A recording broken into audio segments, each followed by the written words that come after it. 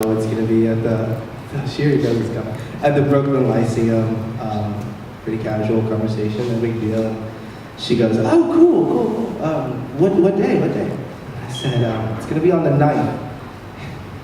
The first words out of her mouth when I said that, Sarah, would you please? It was something around the idea of, That's so soon! and if anyone knows Sarah, she's got this, that's so soon kind of way of saying things about Melted. I said, yes, that's very soon. So, it was very soon. So, thank y'all for showing up and being a part of this, man. I tell you what.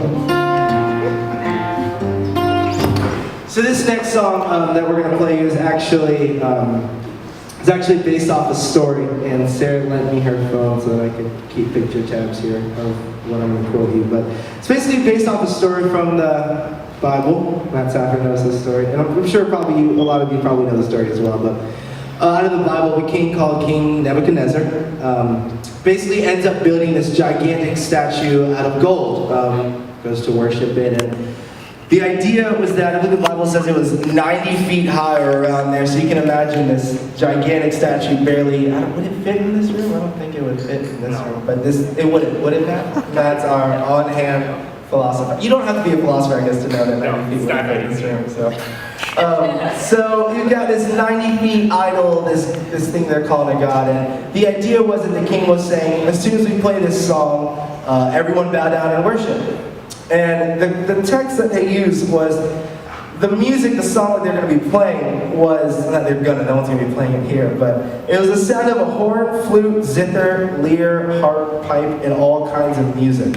And that was the idea. So I imagine when I hear this song being played and everyone bowing down, you may not imagine the same thing, but when I think of this almighty, huge song, I think of something like Where the Streets Have No Name from U2. And I don't know if you guys have heard that song, but I think of, and not just like the album version, I'm talking like live 360 tour Where the Streets Have No Name, epic song. So the idea was whenever they played Where the Streets Have No Name, people would bow down, not that actual song. So the king ends up finding out that there are 3 guys that are not worshiping when the music is played, gets his guards, grabs them, comes on over, brings them over. So he asks them, he says, why aren't you guys doing this? Why aren't you bowing down to our gods? And their response was something to the extent of, we don't believe that that is a God we need to worship. We believe we're our only God. We have our only faith. And here's his response, and this is what he said. Is it true, Shadrach, Meshach, and Abednego, those are the 3 guys, that you do not serve my gods or worship the image of gold I've set up? And they said yes, and they kind of had this dialogue back and forth. Well, then the king says this thing that kind of made me, and I've said it to Sarah this week, and I don't think she finds it as funny as I do, but I still think it's just one of those moments. And this is what he says. But if you do not worship it, you will be thrown immediately into a blazing furnace. Then what God will be able to rescue you from my hand? And I feel like at that point, it hits this like, that, those moments in like Ocean's 11 or like 007, where the moments is kind of this like, wa-da-da kind of moment where it's like, well then what God will rescue you? And it's kind of that personal moment where it gets really personal and everyone like zooms in on his face and he's like, what? That's what I feel like kind of happens at that point. And I know that's not biblical at all, but that's what I feel like is happening at that point. But then they give the most epic response you could ever think of to responding to anyone saying, then what will your God do? This is their response.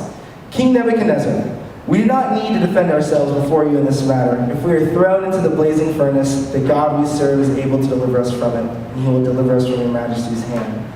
But even if he does not, we want you to know, your majesty, that we will not serve your gods or worship the image of gold you have set up.